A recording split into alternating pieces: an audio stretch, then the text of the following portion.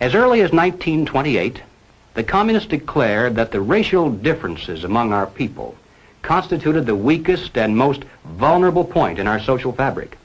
By constantly probing and straining at this one spot, they calculated that eventually the cloth could be torn apart and that Americans could be divided, weakened, and perhaps even set against each other in open combat.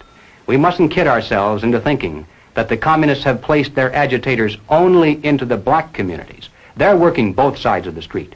They want hatred, violence, and bloodshed between the races, and they don't care how they get it or whom they use, even children if necessary. Here is a book that I think ought to be in every home library.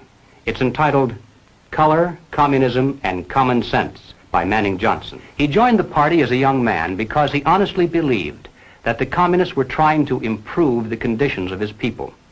He was a dedicated communist, and eventually he rose to one of the highest ranks. But after many years, he discovered that instead they were merely planning to use his people in a bloody revolution to destroy America.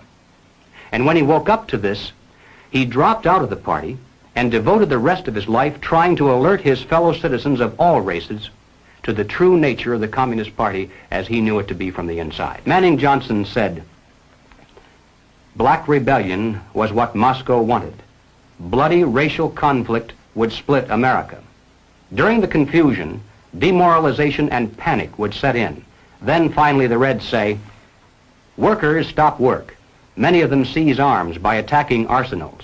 Street fights become frequent. Under the leadership of the Communist Party, the workers organize revolutionary committees to be in command of the uprising. Armed workers seize the principal government offices, invade the residences of the president and his cabinet members, arrest them, declare the old regime abolished, establish their own power." Now, here is a piece of vicious communist propaganda that perhaps some of you have seen. It's called The Crusader.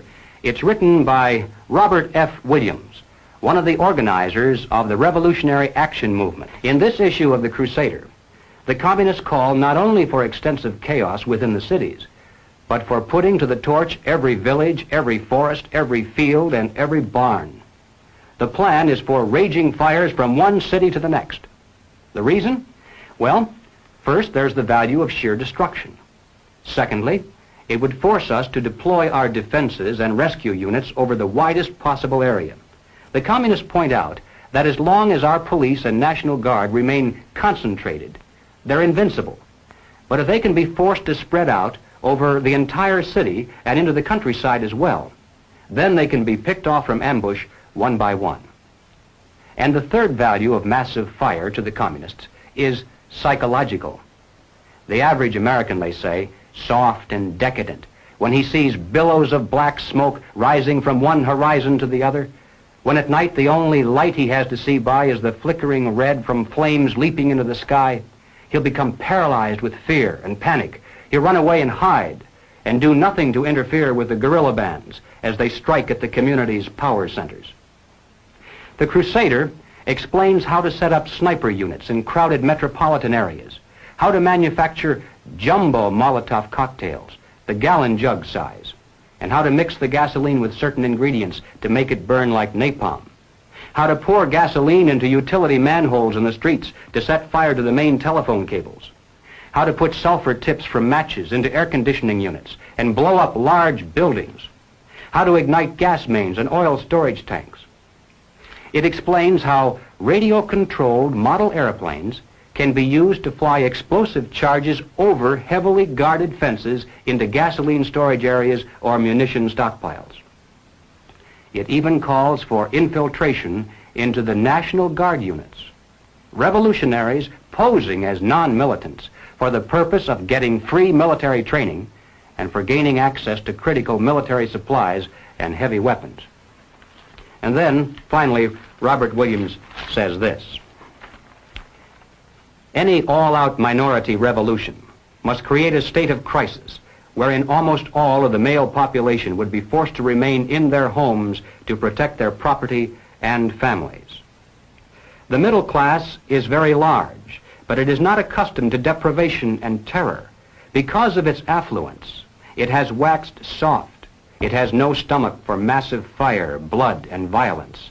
The motive force behind its life drive is its endless pursuit of prestige, conspicuous consumption, and sensual pleasure.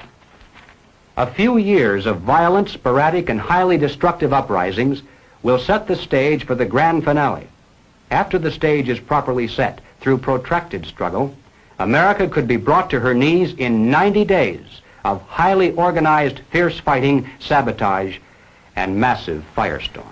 Ladies and gentlemen, the plans and preparations for a communist revolution of force and violence are far advanced. The organization behind these preparations has almost unlimited financial resources, and it provides both training and leadership based upon years of experience in many other countries. Our enemies are deadly serious about their task, and it's nothing short of national suicide for us to continue to ignore their plans and their progress. The violent revolution becomes of primary value to the communists to the extent to which it can be used to condition the masses psychologically to accept the non-violent revolution, which is offered supposedly as the only alternative. Hoping to avoid further violence and bloodshed, the public is to be pressured into accepting measures that will move the country gradually and legally toward communism, but without calling it that. The strategy of the proletarian revolution calls for the quiet conversion of our government into a communist regime, but under the banner of socialism. Well, what is socialism? All right, let's define it. According to the dictionary, socialism is a political concept based upon the principle of government ownership and control of property, the means of production, and the avenues of commerce. Under socialism, those who run the government, and the communists are confident that in America they eventually will be the ones who do so, those who run the government will know who is to get something and who has to wait, and that represents control over human beings. What has all this to do with the communist revolution in America? Well, ladies and gentlemen, it has everything to do with it, because the building of socialism is the communist revolution in America.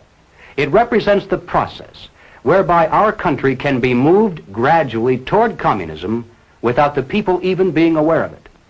No matter what grievance we may have, real or imagined, no matter what national problems we may face, the communists seize upon these as excuses to build socialism. They have one and only one solution for all problems: more government, and then more and more until it's total government. And forgive me for saying it one more time, total government is communism.